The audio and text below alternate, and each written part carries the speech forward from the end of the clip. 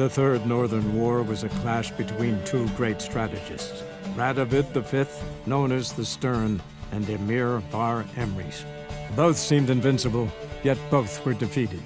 Nilfgaard, invading from the south, was repelled in the field, while the North's supreme leader fell victim to assassins. Yet Redania stood victorious, and a man who had thus far operated in shadow took up the reins of power. That man was Sigismund Dijkstra. Once firmly in the Chancellor's seat, Dijkstra ruled the victorious North in his patently cynical and ruthless manner. He knew that to preserve peace, he would need to prepare for war. Following Nilfgaard's example, he consolidated his rule over vast lands through a broad program of settlement and industrialization, all for the good of his subjects, though often contrary to their will.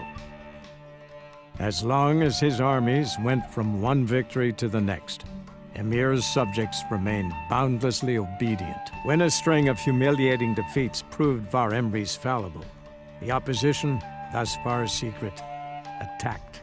The subjects of the Emperor who had danced on the graves of his foes laid him to rest in a tomb of his own.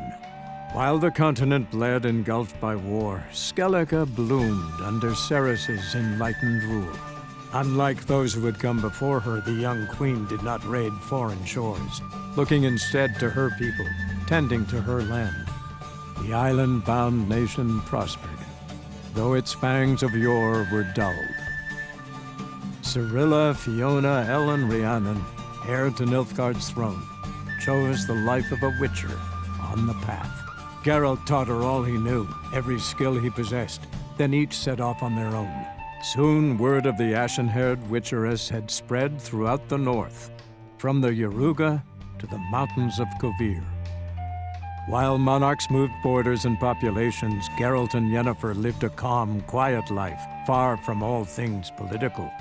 They breakfasted well after noon, more often than not in bed, and passed the days on lazy strolls and long conversations.